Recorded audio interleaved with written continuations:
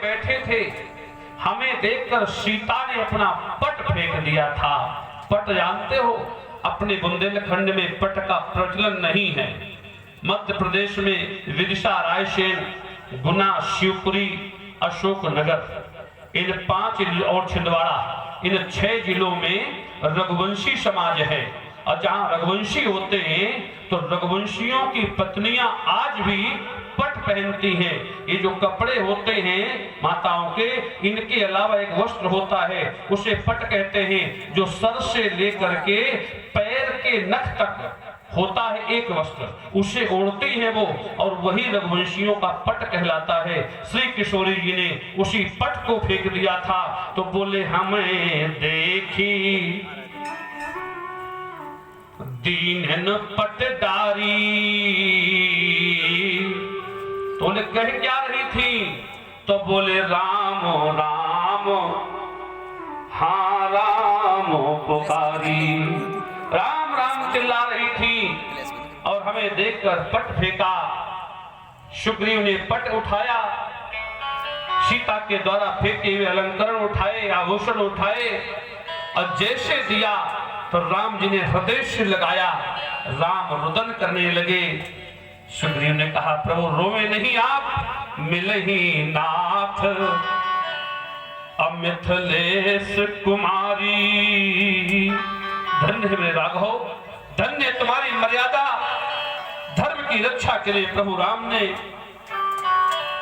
ब्रह्म होते हुए माहुता का पाठ करना प्रारंभ कर दिया।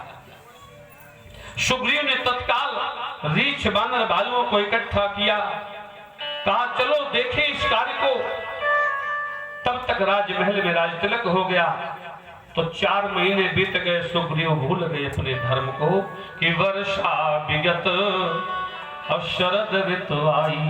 4 महीने बीत गए, सुग्रीव ने राम का कोई काम नहीं किया, क्योंकि मुनिजन संसार का नियम क्या है कि स्वार्थ लागे करें सब प्रीति, सुर नर मुनि जन की हरीति।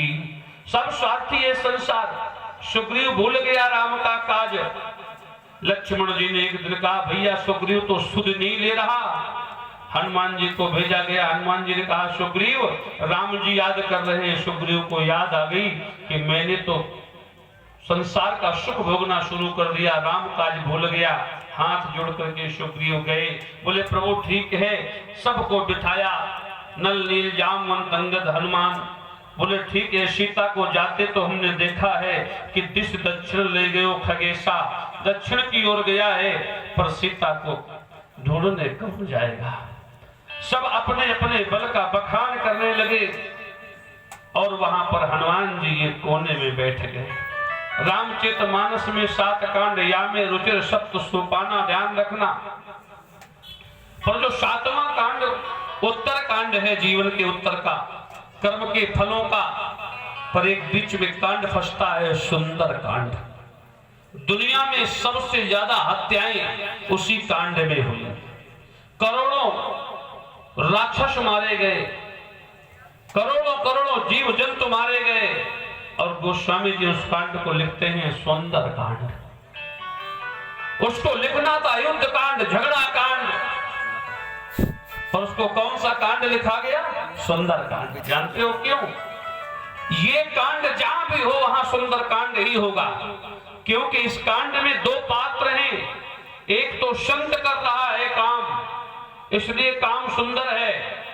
हनुमान जी का किया हुआ सब कुछ है कि नहीं सुंदर कांड में, इसलिए सुंदर है। दूसरा, समाज में बुजुर्ग लोग जो करते हैं वो काम सुंदर होता है।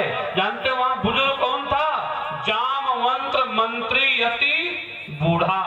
और सुंदर कांड की शुरुआत कहां से होती है कि जामवंत के बचन सुहाने, जामवंत के बचन सुहाने, जामवंत के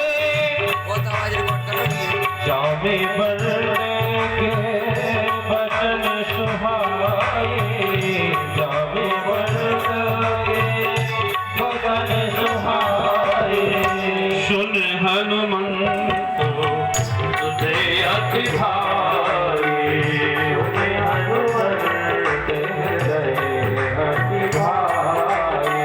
सुने हनुमंत जामवंत के वचन सुहाए। सुंदरकांड यहीं से शुरू होता है कि नहीं होता? बोलो, करते हो ना पाठ? कहां शुरू होता है? यहीं से। जामवंत के वचन, जानते हो क्यों? कि जामवंत मंत्री अति मूढ़ा। जहां बुजुर्गों की बात मानी जाए और संतों से मार्गदर्शन मिले तो वो कांड सुंदर कांड हो जाएगा। नहीं तो कोई अग्नि कांड होगा, कोई झगड़ा कांड होगा, कोई लफड़ा कांड होगा। अब अगर संतों की बात मान गए तो सुंदर कांड होगा। इसलिए आज यहाँ पर संतों की बात चल रही है। बोले जामवंत। अच्छा, हनुमान जी ने डायरेक्ट बात नहीं मानी। क्यों? हनुमान जी कहते हैं अभी नहीं मानेंगे। क्यों नहीं मानेंगे? हनुमान जी कह रहे राम काज लग मम अवतारा। अब कोई कह रहा नहीं कि राम काज लो तो अवतारा। बोले मेरा काम जो है वो कोई बता नहीं रहा। तो जामवंत जी गए हनुमान जी के पास। अच्छा, एक बात बताओ, हनुमान जी से सब कुछ कहा गया, नहीं उठे। और जैसे ही हनुमान जी से कहा गया राम काज लगे तब अवतारा, पहले भाई सुहाए, कुछ नहीं किया उन्होंने, बैठे रहे। कहने से बहुत सुहाते और भाते रहते हैं। पर जैसे जामवंत ने कहा राम काज लग तब अवतारा, तो सुनत ही भयो पर्वताकारा। क्यों? जैसे ही कहा गया राम काज लग तब अवतारा, हनुमान जी ने कहा तो हम अभी तक कोने में घुसे क्यों बैठे हैं? जब हमारा काम है और जब जिसका काम हो उसे तब करना चाहिए, अगर नहीं करता तो खतरा है। हनुमान जी बोले अब तो मेरा काम आ गया। तुरत ही भयो पर्वताकारा, हिमालय पर्वत की तरह ऊंचे हो गए, खड़े हो गए। राम जी ने कहा बेटा छोटा हो जा, पहले छोटा हो जा। हनुमान जी 2 बार बड़े हुए हैं, एक बार पिता के सामने, एक बार मां के सामने, एक बार सीता के सामने।